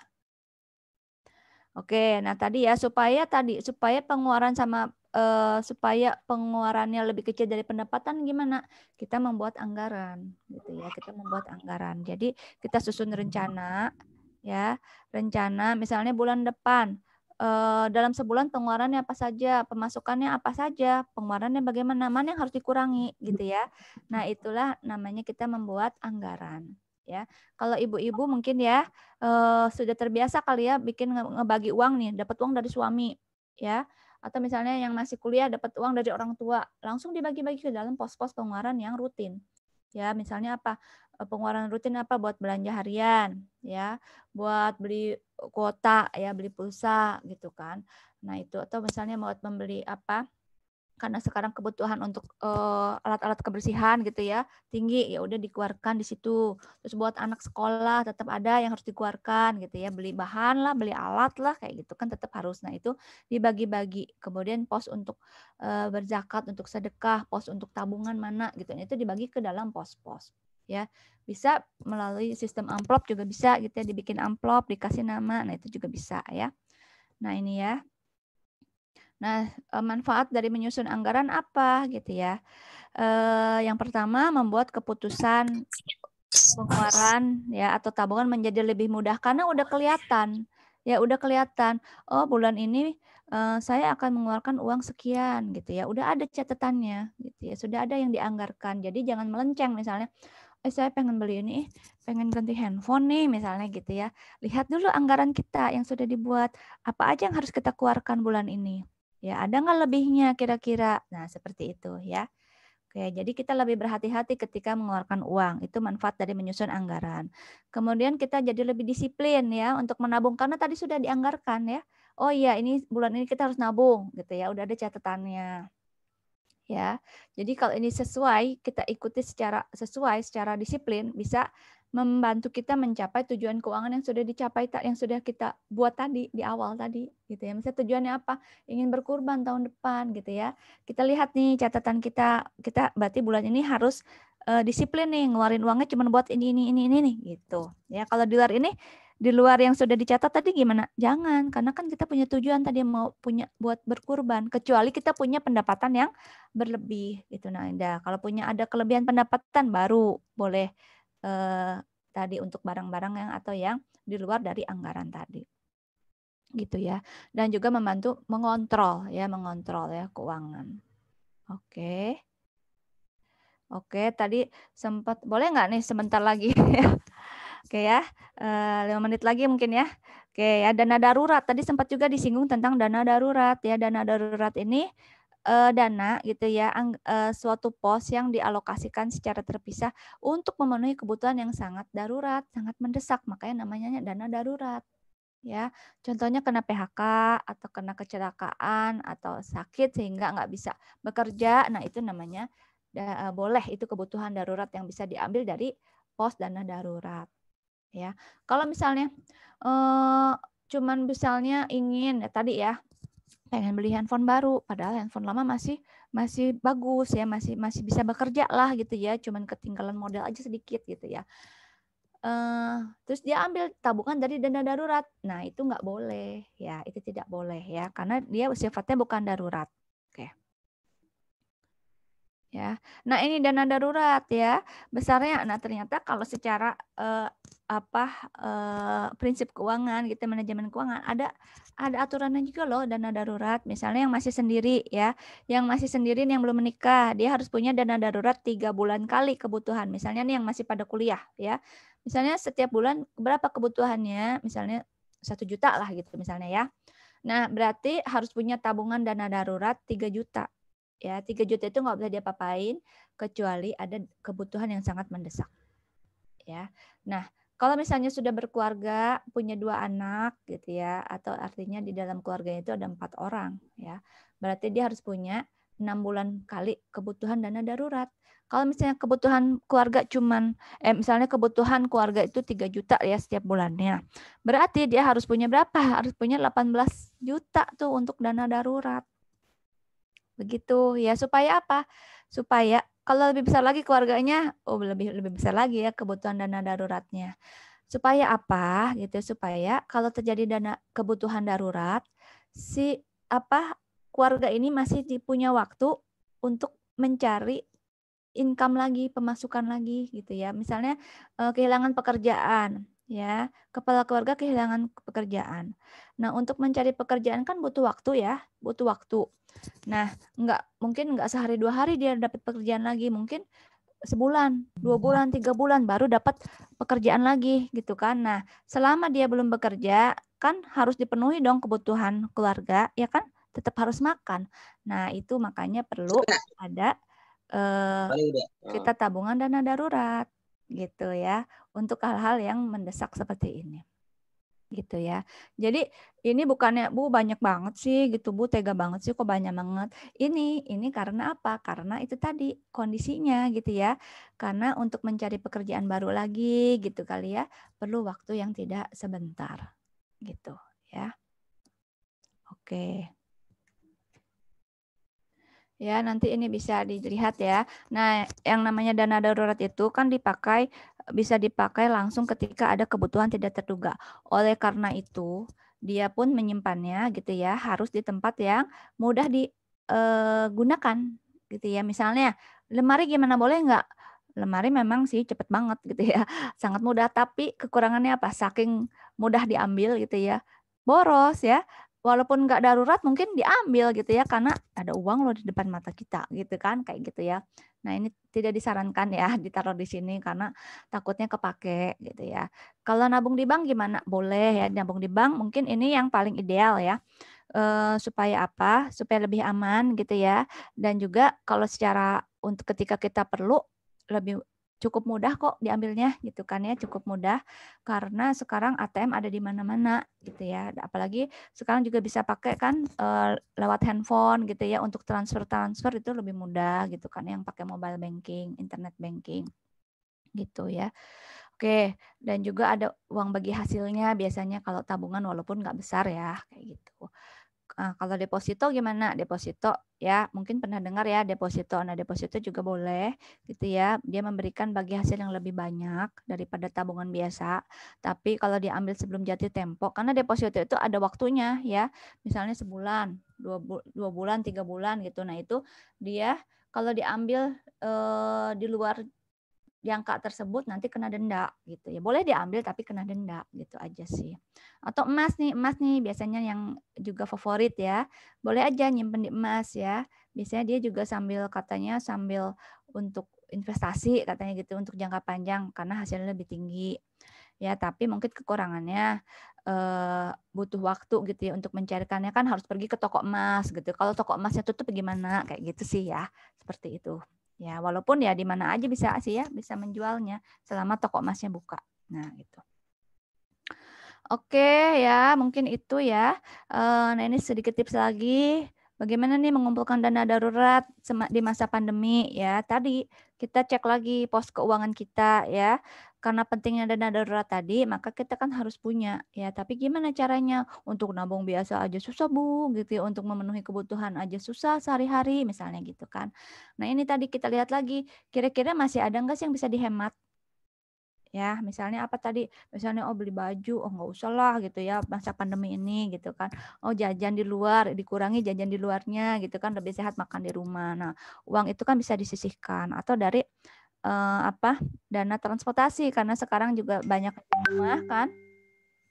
Ya, karena banyakan di rumah, ya udah berarti kan untuk dana transportasi atau uang bensin ya, bensin motor gitu berarti bisa berkurang kan, bisa bensin kendaraan ya. Itu bisa disisihin buat tabungan tadi. Ya. Ini juga nih buat jalan-jalan tadi atau buat buat jajan-jajan di luar. Nah, itu bisa dikurangi ya.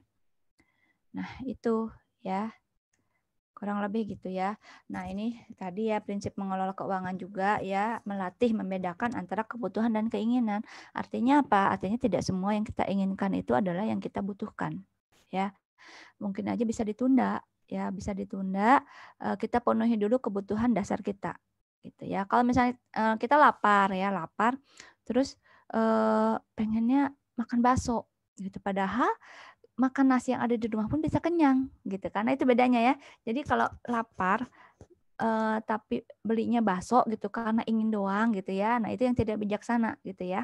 Kayak gitu. Padahal makan di rumah gitu ya dengan nasi, dengan lauk misalnya apa ceplok telur gitu itu sudah memenuhi juga misalnya kayak gitu ya. Sama sayurnya gitu ya. Nah, itu. Kalau beli bakso udah mah pakai ongkosnya gitu ya. Mungkin harganya lagi mahal. Nah, itu. Itu hanya keinginan saja. Oke, ini sebagai penutup gitu ya. Jadi yang namanya merencanakan keuangan itu ternyata nih kalau untuk yang muslim gitu ya, saya yakin juga mungkin di agama lain juga diajarkan ya. Jadi memang itu salah satu yang dianjurkan juga gitu ya. Di dalam Al-Qur'an juga dianjurkan bahwa nah ini kita dilarang untuk boros tadi ya, membedakan kebutuhan dan keinginan karena memang di Al-Qur'an juga diajarkan gitu ya. Disuruh kita untuk tidak boros dan tidak menghambur-hamburkan. Gitu ya. Gitu katanya sesungguhnya para pemboros itu adalah saudaranya setan gitu ya. Nauzubillah min dzalik ya. Oke, dan kemudian ini katanya kata Quran surat Al-An'am ya ayat 141 ya. Janganlah kamu berlebih-lebihan gitu kan sesungguhnya Allah tidak menyukai orang yang berlebih-lebihan. Oleh karena itu harus bijaksana juga termasuk dalam pengeluaran ya. Dalam pengeluaran kita bijaksana kelola kebutuhan sesuai dengan pos-posnya. Begitu. Dan juga tunaikanlah hak ini tadi ya sedekah. Jadi tadi ya pos sedekah itu jangan sampai walaupun di masa pandemi gitu ya, tetap kita upayakan ya. Kita upayakan ada uang yang bisa kita sedekahkan untuk membantu mereka yang tidak mampu gitu, yang tidak beruntung. Oke, demikian bisa saya sampaikan ya. Kurang lebihnya mohon maaf dan mohon maaf ini lebih ya waktunya. Terima kasih saya ucapkan. Saya kembalikan kepada moderator MC ya. Terima kasih. Oke.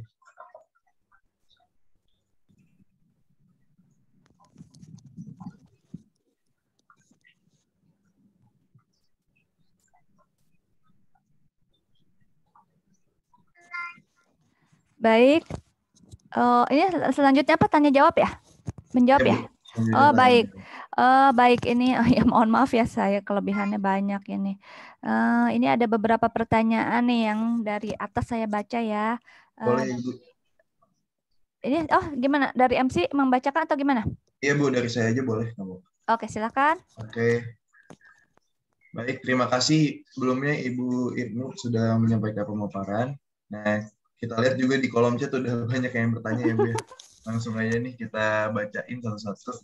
Yang pertama dari AF Saifullah, pertanyaannya Ibu, bagaimana cara mengatur keuangan di masa pandemi, di mana pengeluaran lebih besar daripada pendapatan, dan pengeluaran tersebut sangat sulit dipres seperti itu Bu. Jadi ada kebutuhan obat-obatan, vitamin, dan makanan yang bergizi untuk meningkatkan imun di masa pandemi.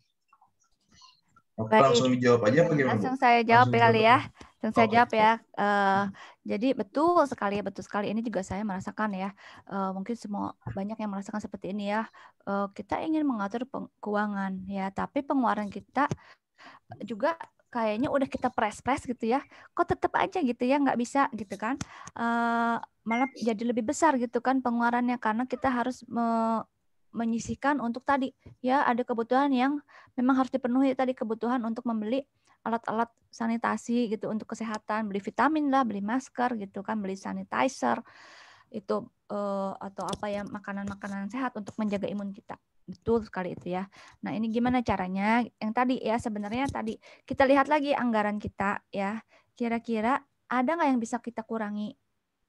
Ya, kalau misalnya udah Bu, udah dilihat nggak ada Bu gitu ya. Nah, berarti jalan lain ya, jalan satu-satunya adalah kita harus memutar bagaimana caranya kita bisa mendapat pendapatan tambahan ya, mempunyai penghasilan tambahan. Kita cari peluang-peluang ke sana gitu ya, cari pengeluaran peluang-peluang yang ada di depan mata kita atau yang bisa kita jangkau. Misalnya tadi saya sempat menyampaikan usaha online gitu ya, usaha online atau misalnya kita punya keterampilan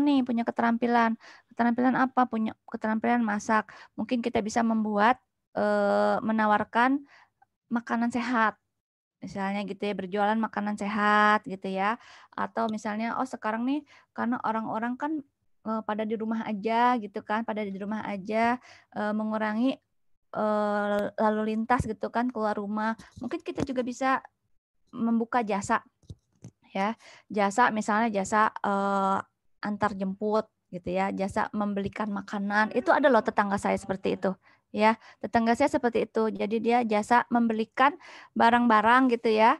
Walaupun udah ada GoFood sih sekarang ya, ada Gojek gitu ya, tapi tetap aja ada hal-hal yang tidak bisa dibeli di GoFood atau Gojek seperti itu. Nah, dia menangkap peluang tersebut gitu ya.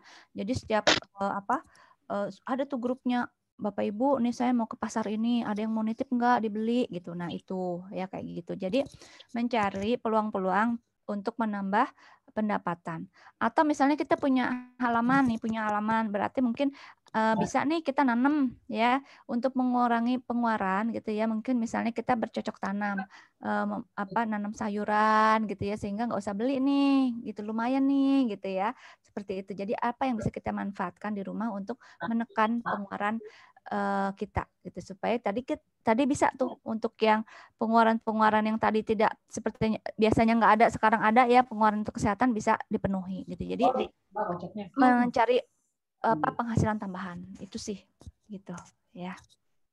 Baik Ibu.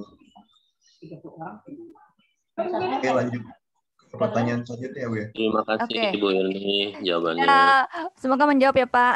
Maaf nih singkat. Ya. Oke, kita next ke pertanyaan selanjutnya dari Bu Vivin ya.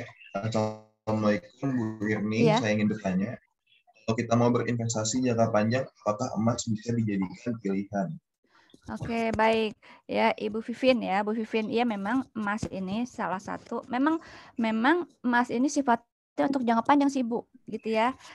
Karena memang harganya, memang kan emas itu katanya sebagai salah satu alat lindung nilai, gitu ya. Lindung nilai artinya apa? Dia untuk melindungi dari inflasi kayak gitu, emas itu. Ya, jadi memang salah satu yang dianjurkan, salah satu produk investasi untuk jangka panjang ini salah satunya adalah emas, gitu. Ya, mungkin ada yang ini rata-rata ini usia berapa? Rasanya ketika 98 ya, mungkin ingat ya. Kalau yang masih mahasiswa mungkin nggak ingat ya, atau malah belum lahir ya, yang masih mahasiswa di sini ya. Nah, dulu itu kan ketika sebelum krisis moneter ya, itu kan emas berapa sih harganya ya? Sempat kan emas 20.000 gitu kan. Kemudian ada krisis moneter ya. Bayangan kan loh dulu nih adik-adik ya, emas 20.000 bisa dapat 1 gram. Nah, kemudian karena adanya krisis moneter langsung tuh jadi 300.000 gitu ya. Nah, itu 98. Nah, sekarang kita lihat berapa harga emas sekarang. Sudah kemarin sempat 1 juta kan ya. 900, 800.000, 900.000, 1 juta per gramnya gitu. Nah, bayangkan itu berarti hasilnya nilainya berkali-kali lipat ya. Sebelum pandemi ya, sebelum pandemi aja deh yang paling masih ingat kali ya. Sebelum pandemi mungkin emas masih sekitar 600.000 gitu kan, 700.000, 600, 700. Ketika pandemi datang jadi 1 juta ya, sempat 1.900.000 sekarang kan sekitar itu. Nah, jadi memang dia fluktuatif gitu, tapi dia akan terasa gitu memang kalau di masa jangka panjang. Kalau misalnya sekarang nih beli emas, kemudian kita jual nih besok atau 2 hari lagi, mungkin belum terasa ya hasilnya ya, belum kelihatan bedanya. Tapi kalau kita simpan untuk jangka panjang, misalnya untuk 10 tahun, nah itu baru mungkin terasa gitu. Ya, jadi memang untuk jangka panjang begitu. Terima kasih Bu Irni. Sama-sama Ibu Vivin.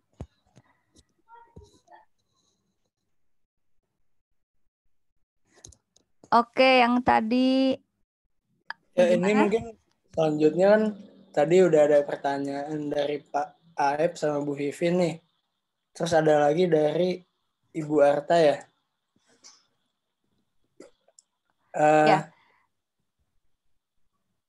Merencanakan anggaran tetapi ada biaya tak terduga yang membutuhkan banyak dana. Sedangkan dana yang kita rencanakan tidak cukup. Misalnya pinjam uang pun tidak memungkinkan karena pembagian keuangan sudah pas sesuai dengan rencana. Solusinya gimana? Oke, jadi ini benar saya baca juga ya. Kita sudah merencanakan anggaran. Ada biaya tidak terduga, ya sering seperti itu ya. Dana yang pinjam uang juga tidak memungkinkan. Oke, ya. Oke, nah ini tadi sebenarnya sudah yang terjawab tadi ya ke Pak Aep. Jalan satu-satunya memang mau tidak mau. Jadi kan ada 2 strategi sebenarnya, Bu. Ya, dalam merencanakan keuangan. Ada yang namanya cutting the expenses, artinya mengurangi pengeluaran, menghemat ya, berhemat sudah nih, nggak bisa lagi kan ya, karena sudah dihemat, apalagi Bu, nggak ada yang bisa dikurangi.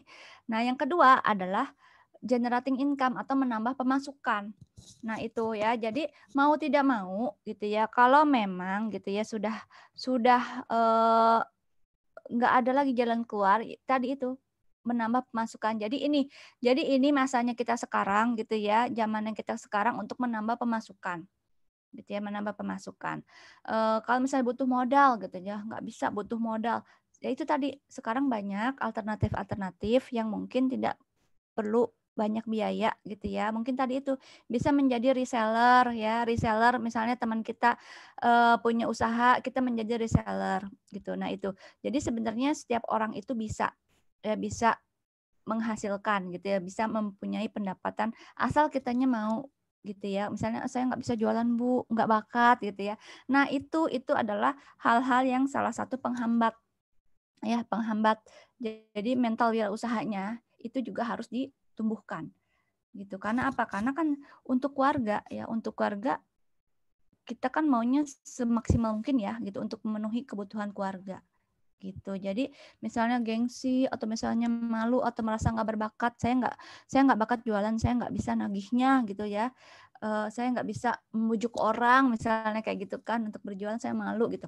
Nah itu yang harus kita lawan dulu gitu. Itulah musuh diri kita untuk berkembang seperti itu. Jadi di masa sekarang ini memang mau tidak mau gitu ya, pola pikir kita juga harus berubah gitu ya. Jadi kita ada peluang apa kita ambil gitu, atau kita ciptakan peluang tersebut ya, cari misalnya di sekitar kita perlunya apa nih kira-kira ya, kayak gitu. Kalau yang misalnya nggak modalnya butuh modal banyak, ya udah cari yang modalnya sedikit tadi, misalnya jadi reseller. Banyak kok yang berhasil karena dia menjadi reseller aja gitu ya, seperti itu. Bahkan mungkin dia bisa hasilnya lebih tinggi loh daripada produsennya gitu ya. Dia menjualkan barang orang lain, tapi ternyata dia yang lebih maju gitu dibandingkan dengan si produsennya. Itu banyak ya, banyak kita temui seperti itu. Begitu ya, seperti itu. Mungkin ya, ini dengan catatan tadi ya, kalau misalnya pinjam uang pun tidak memungkinkan gitu ya, berarti alternatif satu-satunya itu tadi ya. Atau misalnya dilihat juga misalnya apakah ada barang ini kalau sudah terpaksa ya, apakah ada yang bisa dijual seperti itu ya. Itu juga salah satu strategi juga ya. Nah ini ya. Nah ini Pak Aep, ya terima kasih ya. Jadi jangan egois, manfaatkan waktu dan peluang, betul sekali. Apalagi sekarang zamannya online ya, jadi bertebaran gitu peluang-peluang itu. Ya, kita nggak usah punya misalnya nggak punya tempat untuk jualan, nggak usah, sekarang online aja gitu. Ya, seperti itu. Makanya mahasiswa-mahasiswa di berbagai universitas juga kan sama ya, salah satu yang ditumbuhkan, dikembangkan itu jiwa wirausahanya juga gitu ya, mental wirausahanya. Jadi tidak melulu nanti menjadi bekerja sama orang, tapi dia menciptakan lapangan pekerjaan buat orang lain, begitu mungkin. Oke, baik. Kita lanjutin kali ya, Mam ya, sesi tanya jawab yang kedua ya, Mam. Masih ada waktu? Masih ada waktu, Bu.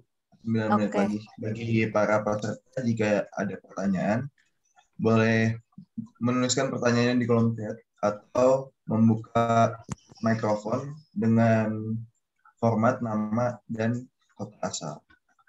Nah, sebelum sambil menunggu sesi kedua ya Bu, ada pertanyaan nih kayak menarik nih tadi kalau dari Bu Vivin ya, Ibu Vivin lagi nih. Ibu Irni, manakah yang lebih didahulukan, dana darurat atau tabungan untuk merencanakan sekolah anak, khususnya di masa seperti ini? Nah, ini studi kasus Bu. Jadi mana Oke. yang dari dahulukan? Ya, betul ya. Dua-duanya penting gitu ya, dua-duanya penting. Tapi begini, ya, idealnya memang kita punya dana darurat dulu, ya idealnya. Tapi ini sekolah anak juga kan nggak bisa ditunda ya. Sekolah anak juga tidak bisa ditunda. Nah, kalau sudah seperti ini, maka nggak apa-apa kita penuhi dulu buat kebutuhan yang ini tadi, buat sekolah anak dulu. Ya, nanti setelah untuk anak sudah selesai, kita kembali lagi ke dana darurat. Kita penuhi lagi dana darurat sampai terpenuhi tadi. Misalnya perlu uang untuk dana darurat itu kita harus punya 10 juta misalnya. Ya, jadi setiap ada uang lebih gitu ya kita masukin rutin untuk dana darurat itu.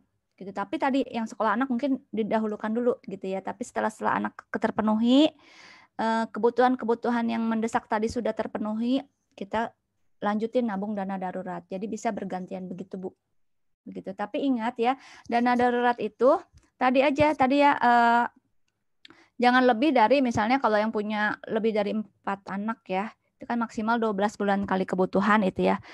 Sampai 12 bulan kali kebutuhan aja, misalnya sebulannya pengeluaran keluarga 3 juta, berarti maksimal kan berapa kalau kali 12 bulan 36 juta ya. Dana darurat.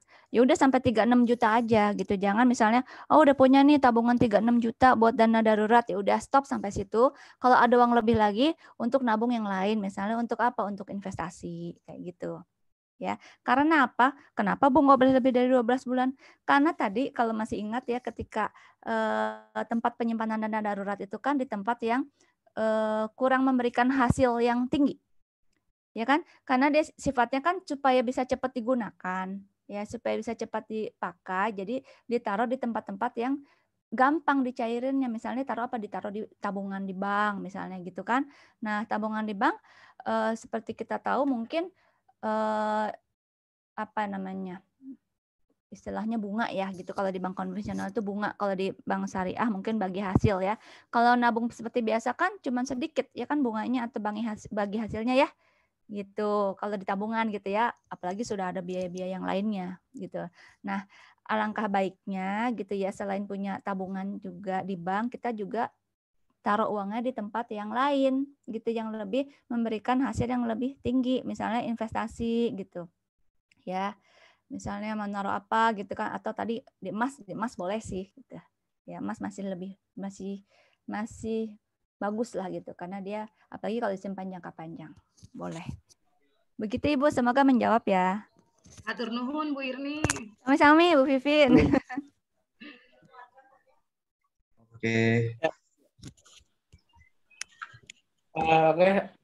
Karena udah waktu menunjukkan hampir jam 11:30 ya. Mungkin kalau udah nggak ada yang mau nanya lagi, kita tutup aja sesi tanya jawab ya. Oke. Ya. Untuk agenda selanjutnya akan ada pengisian presensi dan post-test untuk para peserta. Nanti dikirim linknya ya.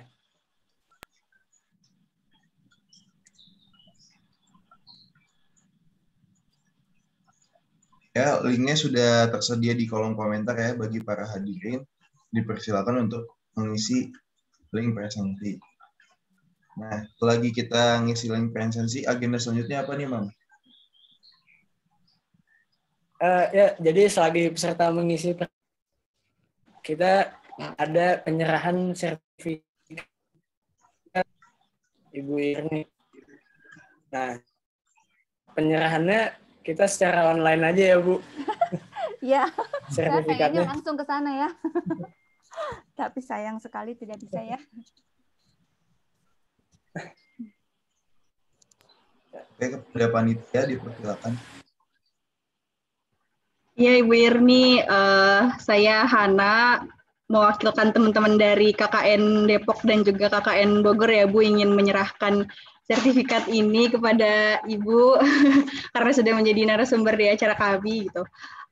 Kemudian ingin foto dulu ya Bu ya, baru sama Ibu, dan buat untuk penyerahan sertif mungkin operatornya bisa dibantu ya, saya akan hitung. Oke. 1, 2, 3. 1, 2, 3. Oke, makasih banyak. Oke, hatur nuhun. Materi insya Allah bermanfaat banget, Sehat Ibu. selalu. Terima Iya, kasih, Mas. terima Semua kasih. sehat ya. Doa buat semua. Amin. Alhamdulillah, terima kasih. Saya juga mengaturkan terima kasih dan senang sekali ya bisa berbagi di sini. Mungkin yang saya sampaikan ini hanya sedikit saja ya, secuil ilmu, tapi semoga bisa bermanfaat. Dan jangan lupa yang terpenting adalah kita selalu mohon nih sama Allah, semoga selalu dilindungi ya, diberikan kesehatan, dan ya selalu sehat dan selalu diberikan keselamatan gitu ya. Amin. Terima kasih sekali lagi. Tetap sehat, tetap semangat, tetap bahagia. Bahagia, Assalamualaikum ceria. warahmatullahi wabarakatuh. Iya, bahagia, ceria, dan semangat. Hatur nuhun. Hatur nuhun, sami-sami. Sami-sami, Pak. Dan Ibu. Ibu. Ibu ini ya. Ibu.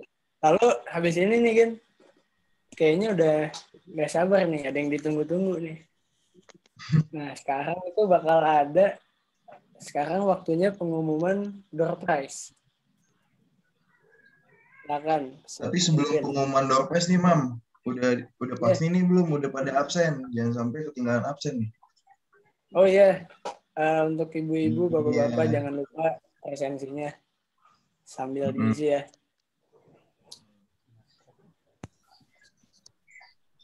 Nah, gimana nih, Mam? Udah dengar materi dari Bu Irni? Masih bingung nggak, Mam, buat berkeluarga nanti? Jangan bingung ya. Walaupun tetap jadi semangat menyiapkan, begitu ya. Semoga ya. Jadi ngerti cara mengatur keuangan sih, Gen. Iya, semangat jadi, mempersiapkan ya. Iya. Baik. Oh ya, hapunten saya mohon izin live duluan ya. Oke, Ibu. Iya, terima kasih sekali Bu. lagi. Ada foto bareng nggak sama yang lain apa? Oh, tadi sudah ya? Nanti Bu di akhir. Oh, di akhir. Jadi saya gimana? Nggak apa-apa sih Bu kalau mau sekarang kalau kasih dokumentasinya. Gimana? Iya nggak apa-apa Bu kalau mau live sekarang nggak Pak? Oke, hapunten ya, kebetulan ada keperluan, jadi saya tidak bisa sampai akhir gitu ya. Ya, terima kasih semua. Ya, sama-sama Ibu. Ya, assalamualaikum. Terima kasih banyak Ibu. Waalaikumsalam. Terima kasih. Iya, terima kasih Ibu.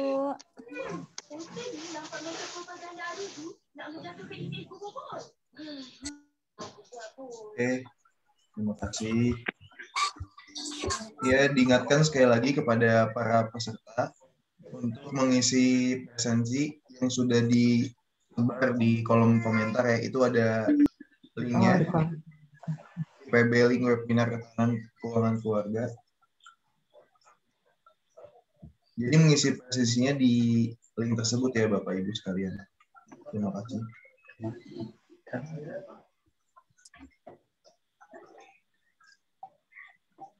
Sambil mengisi presensi, gimana nih Mam tadi penyampaian materinya? Aduh, tadi mau bahas kan.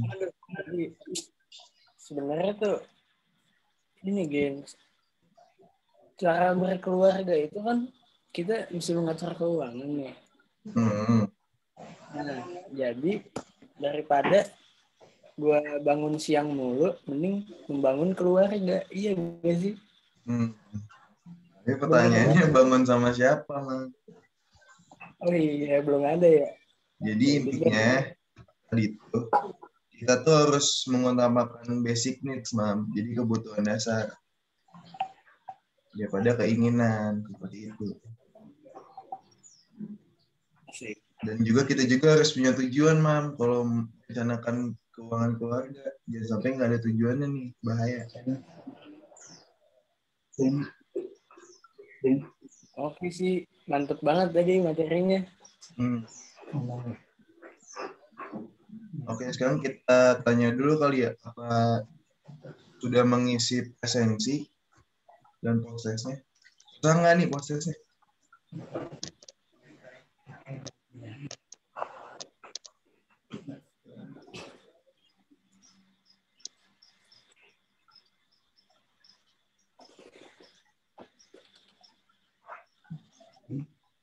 Oke. Kasih waktu 4 menit lagi kali Mam ya buat ngisi presensi dan post-test. Ya boleh, mungkin 5 menit lagi kali ya.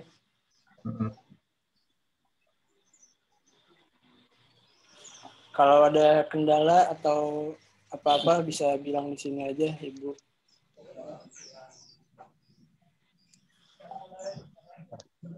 Asal jangan nanya jawabannya.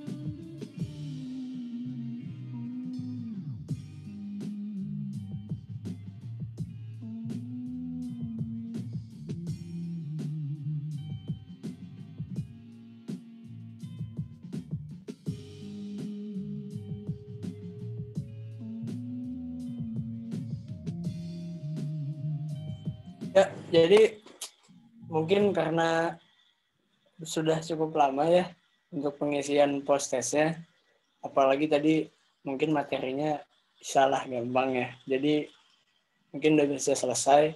Nah, mungkin kita lanjut aja ke agenda selanjutnya ya, bakal ada tadi pengumuman door prize. Siapa nih Gin, kira-kira yang menang nih?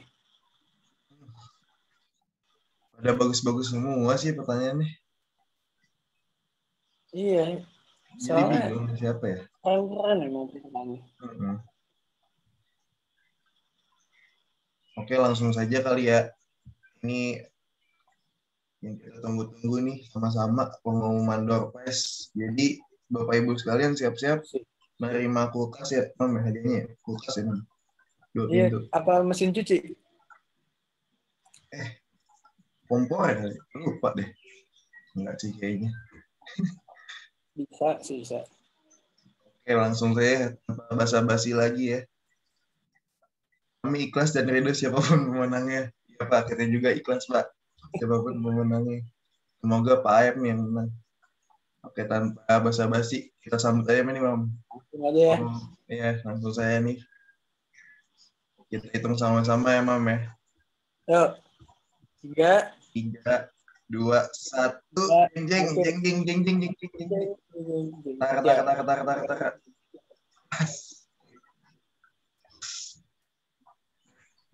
Alhamdulillah. Selamat kepada Ibu Vivi dan Bapak Aed. Syukran, jazakallah khair. Sehat selalu. Selamat ya Ibu Bapak. Jangan lupa hadiahnya dipotong pajak ya, Mam ya. Pajaknya berapa nggak tahu. Selamat Bapak Ibu. Siap. Nanti jangan lupa ya Bapak Ibu, ini terutama yang pemenang Doorpass untuk mengisi presensi ya, karena nanti di chat lewat WA yang ada di oleh panitia.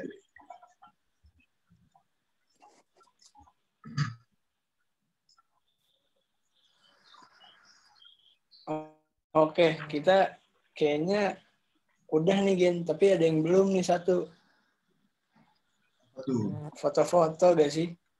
Iya bener kan? banget sih. Kita belum. Foto-foto kali ya, habis ini. Nah, jadi habis ini bakal ada sesi dokumentasi untuk ibu-ibu, bapak-bapak. Mungkin bisa dinyalain kameranya. Pada hadirin dipersilakan membuka kamera. Kita ada sesi foto sama-sama ya. Siap-siap operator, udah siap operator?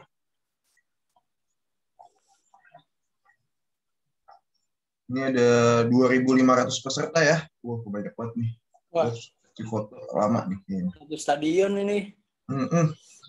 Banyak banget nih. Ayo di on mic, di on cam. Jadi persilakan di on cam. Oh, ada Bapak Jokowi juga nih, Mam. Pak Jokowi. Silakan membuka kamera. Wih. Ada Pak Jokowi nih. Ada tukang Pak Jokowi kita. Oke, siapa nih yang belum?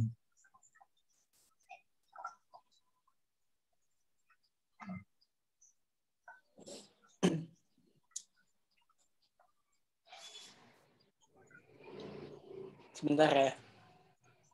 Ini operator udah siap.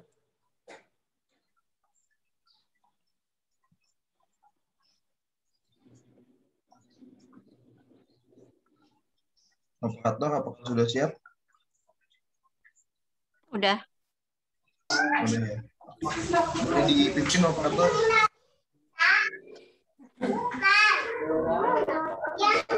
Halo. Oke.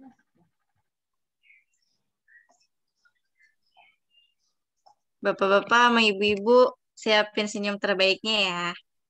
Senyum Pepsodent ya. Iya. Kita ada 2 slide, jadi ntar 2 kali foto. Senyum aja terus ya.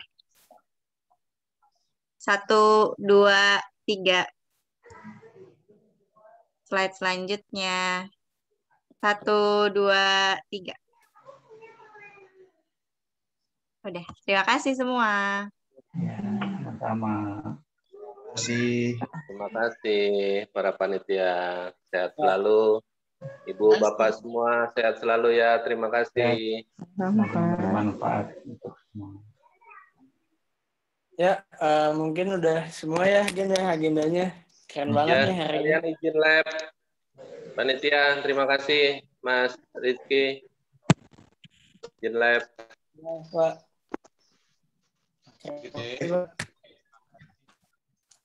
Mungkin sambil saya tutup ya. Terima kasih buat ilmunya ya. Bermanfaat. Dan teman saya. Ya, mengucapkan terima kasih dan mohon maaf kalau masih banyak kekurangan ya. Semoga acara hari ini bisa bermanfaat buat ibu-ibu, bapak-bapak semuanya. Terima kasih sekali lagi. Assalamualaikum warahmatullahi wabarakatuh. Waalaikumsalam warahmatullahi wabarakatuh. Terima kasih Bapak Ibu. Terima kasih. Terima kasih. Terima kasih kakak semuanya. Assalamualaikum. Terima kasih. Waalaikumsalam. Terima kasih semuanya. Terima kasih Bapak. Bu Bapak, adik-adik semuanya. Sama-sama. Assalamualaikum. Makasih.